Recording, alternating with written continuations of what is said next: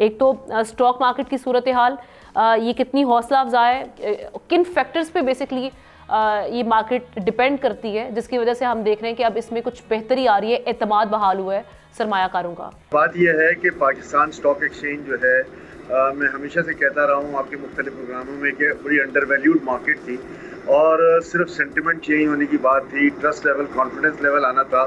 अल्हम्दुलिल्लाह वो trust level, confidence level आप देख रहे हैं कि हमने 50,000 पॉइंट से जो है वो 1,18,000 पॉइंट तक लेकर आए और उसमें मार्केट की जो एक्चुअल वैल्यूज़ हैं वो आना शुरू हो गई।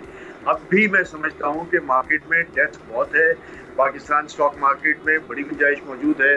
लोग अगर सोच समझकर और एक ट्रस्ट लेवल और कॉन्फिडेंस लेवल को देखते हुए इन्वेस्टमेंट करें तो जो अर्निंग्स आ रही हैं वो बहुत अच्छी आ रही हैं, चाहे वो साल भर की अर्निंग्स हो, चाहे 6 महीने की अर्निंग्स हो, चाहे क्वार्टर की अर्निंग्स हो। इसका मतलब है कि बाय एंड लार्ज जो हमारा कॉर्पोरेट सेक्टर है, जो इंडस्ट्रियल सेक्टर है, वो बेहतर परफॉर्म कर रहा है और उसकी वजह से उसकी अर्निंग्स भी हैं। नो डाउट कि हमारे यूटिलिटी चार्जेस, हमारे दूसरे चार्जेस, इंफ्रास्ट्रक्चर चार्जेस बहुत ज़्यादा महंगे हो गए थे और उसकी वजह से जो जीडीपी ग्रोथ है, जो मज़ीद इंडस्ट्रीज़ लगने की रफ्तार थी, वो बहुत स्लो हो गई थी। लेकिन अब लोगों का एक ट्रस्ट लेवल, कॉन्फिडेंस लेवल आ रहा है। ये पहला इंडिकेशन है कि जी 7.5 रुपये तकरीबन बिजली का रेट कम हुआ है और हम मज़ीद ये चाहते हैं कि इसको एट पार लाया जाए रीजनल कम्पिटिटिव बेसिस पे, जो 9 सेंट है, जो तकरीबन 27 से 30 रुपये के दरमियान बनता है। तो आज भी मार्केट में गुंजाइश मौजूद है, लोग इन्वेस्टमेंट करना चाहते हैं, सिर्फ उनको राइट गाइडेंस चाहिए कि लोगों के पास कैश फ्लो मौजूद है और स्टॉक एक्सचेंज से बेहतर कोई मार्केट नहीं है इन्वेस्टमेंट करने के लिए। आम आदमी का मसला अहमद साहब वही है। हम देख रहे हैं कि जब वज़ीर आज़म साहब तारीफ़ें कर रहे हैं कि जी इन्फ्लेशन कम हुई है, मार्च 2025 में सिर्फ 0.7% तक रह चुकी है, लेकिन जब हम बात करते हैं एक आम आदमी से, वो कहते हैं हमें इसका कोई रिलीफ नहीं मिल रहा या हमें इसका असर दिखाई नहीं दे रहा। तो बेसिकली अगर हम सीपीआई की बात करें, जिसमें इन्फ्लेशन को देखा जाता है, उसकी शरह देखी जाती है, तो उसमें अगर हम एजुकेशन की बात कर लें तो 3.8% वहाँ पर उसका शेयर है। हेल्थ सेक्टर का भी हम देख रहे हैं वो बहुत कम है। तो आपकी दोनों शोबे जो हैं ये एक आम आदमी बड़े महंगे पड़ते हैं, क्योंकि हमें पता है सरकारी जो मामलात हैं सरकारी सतह पर किस तरह के हॉस्पिटल्स हैं या हेल्थ सहूलियात किस तरह की हैं, एजुकेशन की कैसी हैं।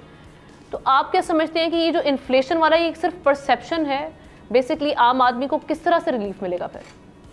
देखिए, आपकी बात बिल्कुल ठीक है। यहाँ पर 0.7% इन्फ्लेशन के साथ भी जो है वो आम आदमी को कोई रिलीफ इसलिए नहीं है कि जो हमारा कोर इन्फ्लेशन है वो आज भी जो है वो 7-8-9% के दरमियान जो है वो रिवॉल्व होता है। तो ये जो 7-8-9% है ये हमेशा लोगों के लिए जो है वो एक मैं समझता हूँ मुश्किल मरहला होता है। और दूसरी सबसे बड़ी बात यह है कि देखें, हमारी बिजली कम हो जाती है, हमारे कोयले के प्राइसेस कम हो जाते हैं, हमारी गैस की प्राइसेस अगर कम हो जाती हैं, तो मैं ये सवाल करता हूँ कि दुनिया भर में कोल जो है वो आधे प्राइस पर हो गया। जो हमारी सीमेंट इंडस्ट्री है उसको आधे प्राइस पे कोल मिल रहा है। लेकिन मेरा सवाल ये है कि क्या इस पूरे अरसे के दरमियान सीमेंट की बोरी में कोई 1 रुपया भी कम हुआ? तो ये नहीं हुआ। तो ये जितना भी बेनिफिट है ये अनफॉर्चुनेटली इंडस्ट्रीज जो हैं वो अपने पास ले लेती हैं। उनके आप स्टॉक रेवेन्यू फिगर्स देखें तो वो एग्जॉर्बिटेंट होते हैं। इतने अच्छे रेवेन्यू जनरेशन के साथ उनको तो अच्छा नफ़ा मिलता है, लेकिन आम आदमी को जो है वो इसका फ़ायदा नहीं मिल पाता।